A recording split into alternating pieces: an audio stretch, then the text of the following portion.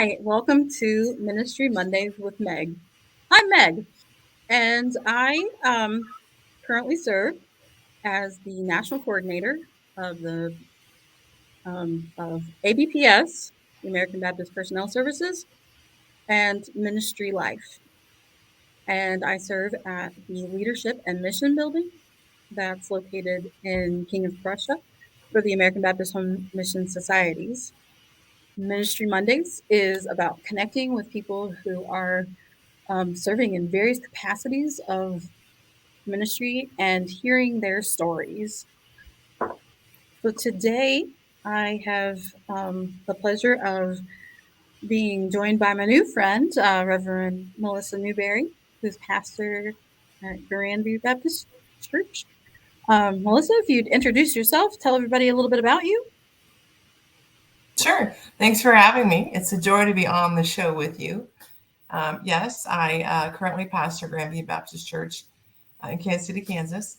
I'm in my 12th year with Grandview. I was called in the fall of 2010. So I've been with them for now 11 years, started year number 12, which is super exciting. They're a vibrant, smaller congregation made of some pretty brave and courageous people. But also, I'm a second generation American Baptist pastor. I grew up in the church. I was a PK, pastor's kid. My dad was serving in a church in Kansas when I was born. And so, for the first 12 years of my life, I got to not only play church, but be at church often growing up.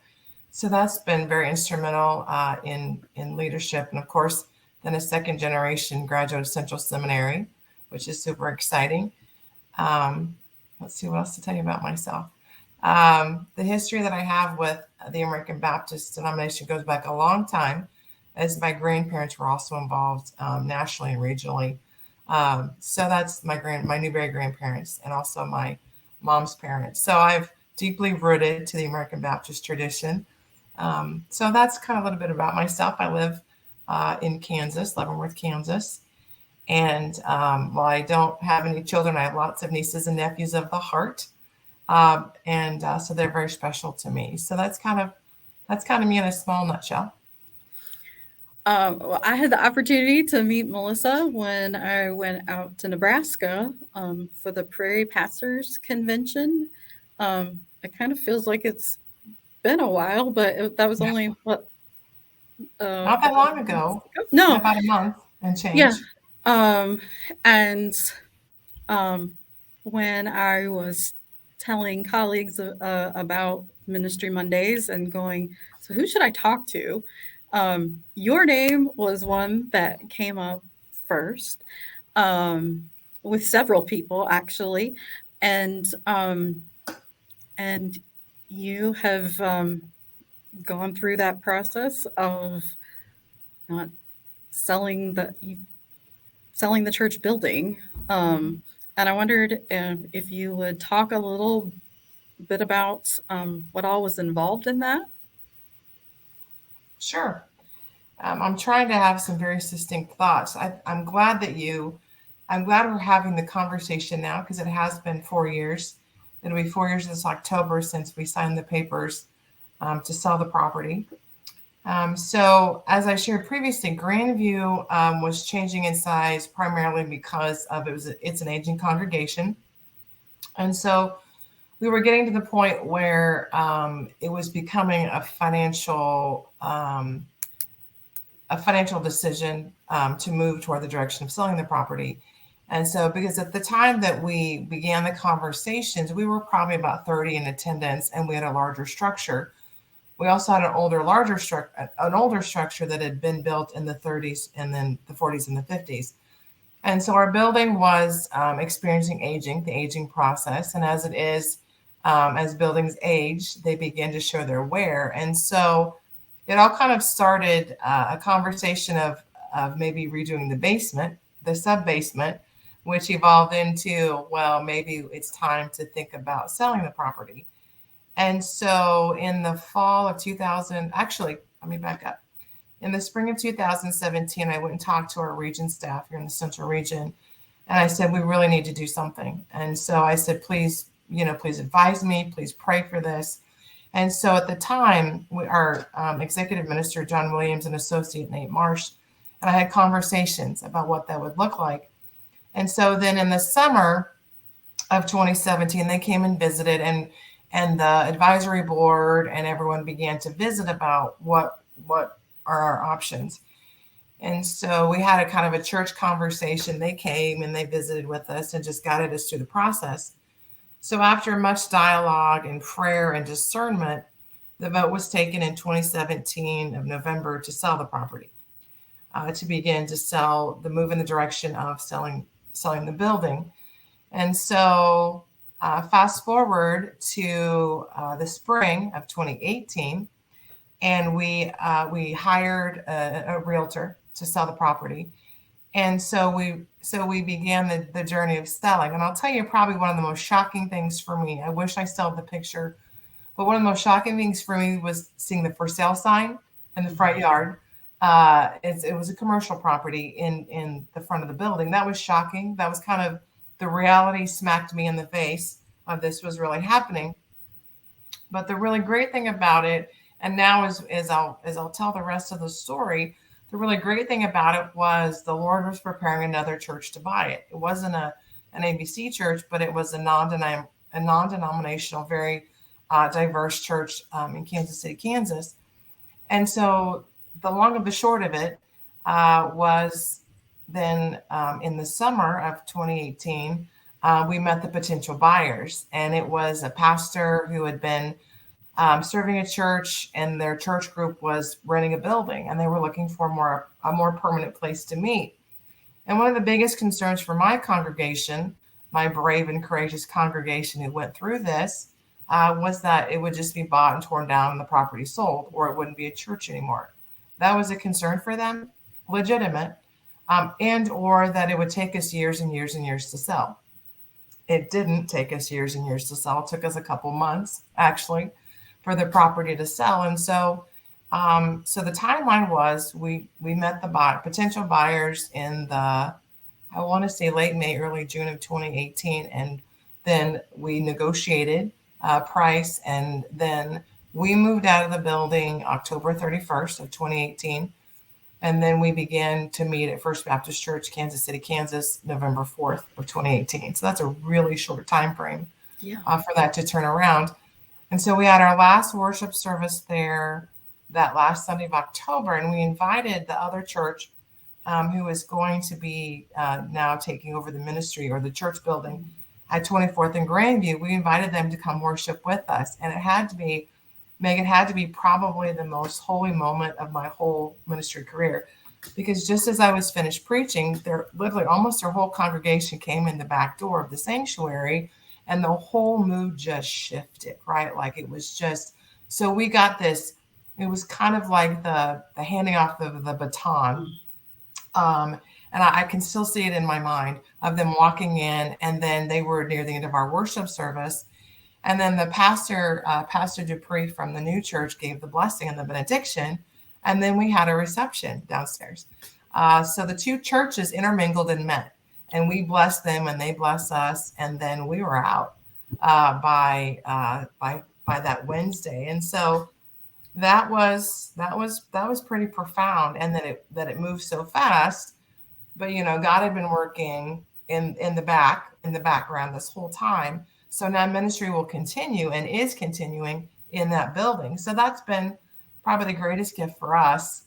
So that was kind of the process of how we got to it took a year of discernment and conversation. And the other nice thing about the size of our congregation is everybody had a say. Everybody had a vote. Everybody had a part of the conversation. And there were some no's, and understandable, to not sell the property. But we knew honestly that if we didn't sell the property, the time was coming rapidly when we'd have to make some really difficult decisions. And we didn't have to make those because we recognized early it's being the proactive instead of the reactive toward things. Mm-hmm. And so that was a really great gift for us, that we weren't forced to sell the property. We got to choose to sell the property. And of course, now we've gone through the pandemic, we're grateful. We didn't have our large structure. We didn't have to maintain anything. And it would have been much different in the last 2 years if we'd still had our property. But so yeah, so that was kind of how we got to where we are today. The journey to sell the property and to move to stay together. I want to say that also. Um, the church the church made the decision to stay together and not keep the building. A lot of churches make the choice, and understandable, to close the church and dispense and go other places. But every single one of my I call them my little beloved flock. Every one of my members decided they would rather stay together. That was their stronger desire to keep together and keep doing ministry and not to go other places and stay together. So that's also was a driving force, was the glue that held them through this and held me through this, was that, like, whatever it takes, we will stay together as a church. And they have, and we are. And so that was another difference, I think, was that their desire to be in fellowship with one another and stay connected was the thing, really literally, that got us through this and kept ministry going. So as you were having these conversations, even beginning the process, what were those conversations like? I mean, I can imagine things like grief, but um, what were some of those conversations that took place? Um, Several conversations, I think a lot of it was shock. A lot of my members had been at Grandview for decades, and as I'd mentioned in our conversation when we crossed paths in Nebraska, one of my members was 8. I mean, she'd been a member her whole life, and so when that structure was built, she was 8 years old in 1932, and a lot of them had been there since they were young or young marrieds, and so they'd raised their family there. They'd gone to women's work. They had breakfast. They had all these celebrations, and so one of the greatest things, I think, was shock that they never thought that this day would come. That we would always be in that building, that they would always worship in that particular structure. So there was a lot of that, of like, is this really happening, kind of thing. So that was a lot of the conversation. And the conversation is, well, where are we going to go? Where we're going to go? Where, if we're going to stay together, where are we going to go? And so that was something also, part of the dialogue was some options, because we wanted to stay close geographically to where we were. And fortunately, our relationship with First Baptist Church has existed for decades. And I was also good friends with their pastor. So, and again, that's that groundwork that God is preparing and laying for you that you have no idea is occurring. So that was the bigger thing. And then also we talked about, well, can we stay in the building and rent from the new owners? Well, that was a conversation, but then we all knew that it would be very difficult, I think, to stay in a building that you didn't own, right? And you'd have to ask permission to use the kitchen or whatever it was, or fellowship hall, or you would have to adjust your worship times. So that was also a dialogue. Well, can we just stay here? Well, I'm grateful that we didn't, that we made the physical move. But that was another conversation of where we're going to go. So we were conversing with the First Baptist Church long before, probably in the spring of 2017, we began to, or the spring of 2017, we began to talk to them. So that was a big conversation. But more than anything, it was, is this really happening? Is this a reality for us? That was one of the main conversations. And then again, what about all of our stuff, right? What about all the things we'd accumulated for 8 decades? So we spent months cleaning out our nooks and crannies, and we got from a whole big structure to one small room. What All did of you our what do you do with all that stuff? We had a lot of junk removal trucks, Yeah, honestly, and because we didn't have the manpower to do that, and I'm there sure. was a lot of things that probably should have been thrown away years ago. But as we know, we're very good at saving things, and rightly so.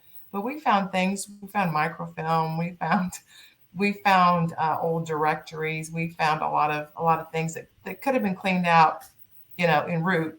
But we got rid of it, and then we kept what was important to us. We kept our communion. We kept our our pictures, our, the things that were still that we wanted to take with us. But that was a hard thing, what to get rid of and what to keep in this whole transition. That was another hard conversation.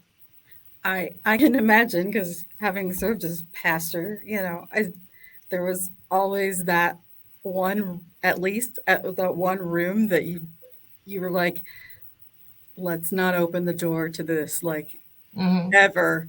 Um, because people just weren't willing to go through and make that purge and things like that. So I I can imagine that must have um, been difficult. Um, I wanted to have you talk a little bit about that whole process of the shifting your mindset in the selling of the building, because I think that's such a beautiful piece of this. Hmm. It was. We really had to be intentional about the words that we chose, and as their as their as their pastor, not necessarily as their minister or leader. I mean, I am their minister, but as their pastor, we really had to shift our mindset from selling the church to selling the building, because we weren't selling the church. And you know, I think, and I don't want to negate the reality is that that building held so many memories for them. And I remember the churches that I grew up in, and I remember my grandparents' church that was sold as now a photo studio, right? So I've seen that happen. The church that I was when I would go visit them in Wisconsin had been sold. The building had been sold, and so that was the biggest thing was the verbiage that we would use. We were always if I could get them, if I could encourage them to say we're selling the building, not the church, it almost kind of made it a little less. It kind of took the sting out of it, and understanding. We really got to the point of recognizing and understanding. It says in scriptures the church is the body of Christ, and we were and we are. And so, but yet also, we still needed a place to land. We still needed a structure that we need to meet in. So I don't want to negate the reality of the memories and the good things and the good times and the hard times that happened at that building. So that was the big thing, especially out to a broader conversation. If people would say to me, well, I hear you're selling the church. I'm like, we're not selling the church. We're selling the building. So you kind of even had to reroute the conversation externally because, I think also part of it, when the word gets out that a church is selling their building, it kind of becomes unnerving for everybody else. It's kind of like, well, they've been there for 80 years and now the building's being sold. What's going to happen to us? Because we're a mirror congregation. We look a lot like they do. And so what does that mean for us? So I think it's kind of unsettling for people when they realize that a long established church is selling the building. That was the big thing was, and I still use that verbiage today of like we sold, although we're past that now. But that has to be critical, and anybody looking to what's going to happen for their church in the future is how you um, promote it, how you share it, but also it has to be a kind of a detachment of we sold the building and not the church. Yeah. Um, I I hope your congregation recognizes God's hand throughout Mm, all of this, because mhm, I mean the fact that you were able to turn this around in such a short amount of time, mm, um, that you were able to join with share a building, use space in a building mhm, where you already had a connection, mhm, um, and that it wasn't this long, drawn out, um, kind of almost like you go through a terminal illness kind of thing, mhm, like mhm. uh, trying to just crawl through the whole thing. That what an amazing thing to be able to do this in such in such a short amount of time. Um, and you said you didn't lose any of your members. Everybody went with you. Mhm. That's that is amazing. Um, Yeah. It's and I wish, if you ever this direction, come stop by and meet my people. They are, they really, and I say they're brave and courageous, and they are, and like I mentioned, my oldest person's 95, and to be willing to do that, like to be willing to say, we would rather stay together than save the building, right?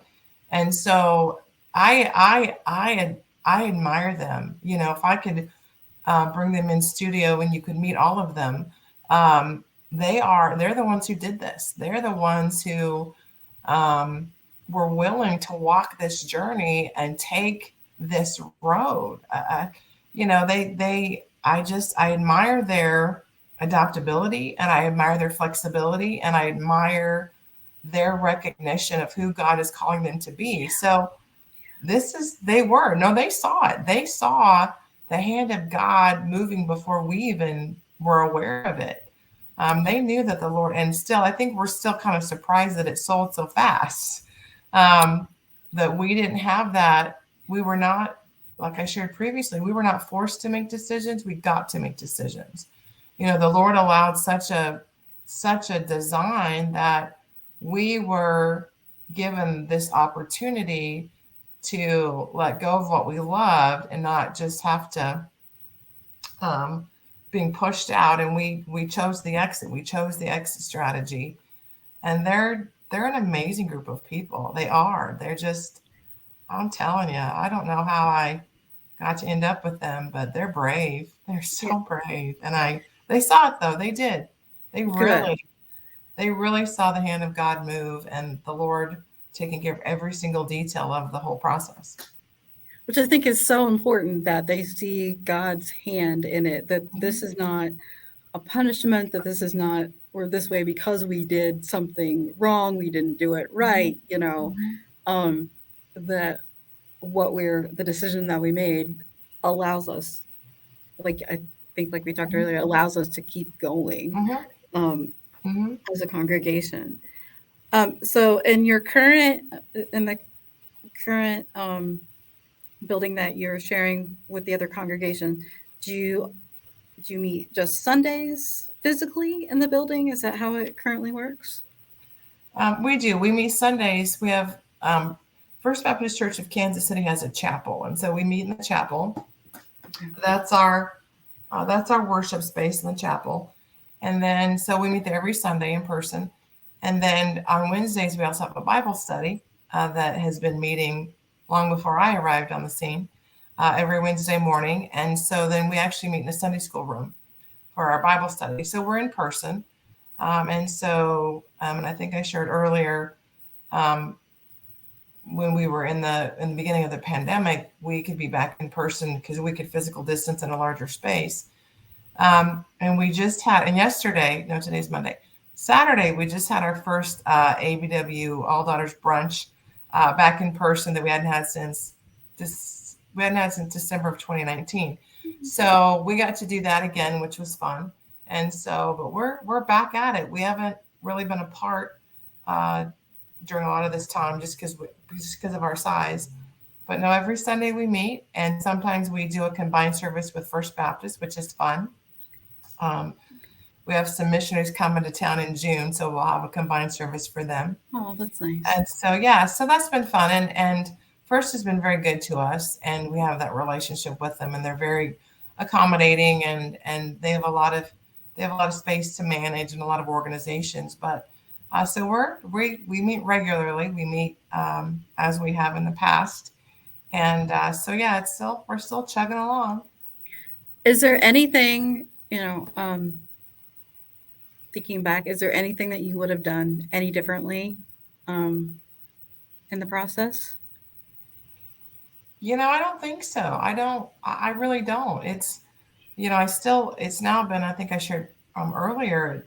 Come this fall, we'll be at it for 4 years. We've been doing this for 4 years. We've been in our new space for, well, not new, but the different space. It's not new anymore. We've been in it for 4 years, and so I don't honestly, Meg. I don't think so. I I look think back it's at my great. yeah. I don't, and I'm just the other day when I was on the Lunch and Learn in April and asked, we were talking about it, and I don't think we would have done anything differently. I don't think I would have done anything differently.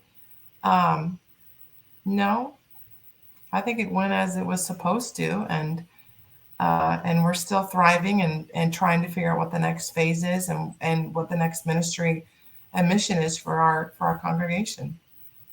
I I mean, not that I was intimately involved in it or anything either, but I think your process just seemed to have gone so smoothly. Um, that again, really seeing God's hand in all of it. Um, I will so tell you as one we, thing real quick though. yeah, And you asked earlier about I also don't want to negate the grieving process, right? I mhm, think you asked me that earlier, the emotions that we felt, or there was conversations of that. But I think the harder thing, I think probably the most challenging thing for me personally was I was grieving and I had to help them grieve, right? So it's kind of like when you do a memorial service for someone you care about, you're grieving for them, and you also have to help the grieving family or the grieving congregation. So that probably was the hardest part was I had to privately grieve. I mean, alongside, and there was tears. There was tears.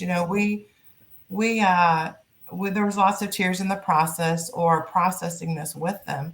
So that probably was the most challenging part of all of this was the grieving process of letting go of something so beloved, grieving for me as their pastor, but also walking with them through their grief, of saying goodbye and letting go of a long beloved thing of their life. That was hard. That was very difficult.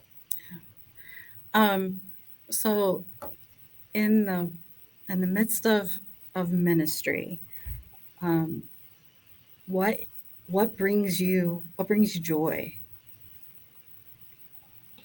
I would say the relationships I get to have, whether it is with my congregation or working regionally or serving with the American Baptist Women, everything I do, or in now serving on part-time region staff as event coordinator, I get to be with people, and I love that. That's the highlight of my ministry is the relationships I get to add into my life, whether that's through whatever level of involvement that is, whether it's local, regional, and national. That's the greatest thing about ministry that I get to do is the people part. Sometimes the most challenging is the people part, but the highlight is, and then like as we talked about earlier, crossing paths at the Prairie Pastors Conference. So now it's expanding. So we've now connected and connecting with other pastors. So that's probably the highlight of ministry for me is the relationships, is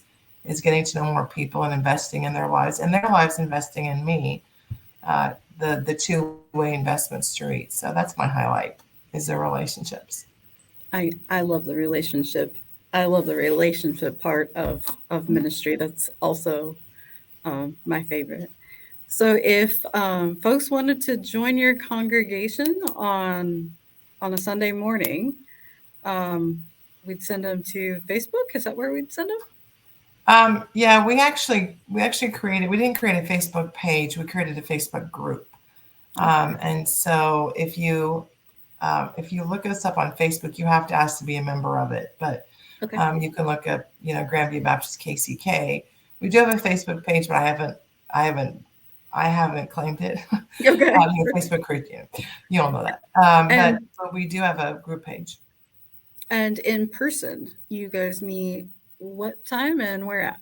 We meet 10 a.m. Central Time at Grandview Baptist Church, and the address is 2900 Minnesota Avenue in Kansas City, Kansas.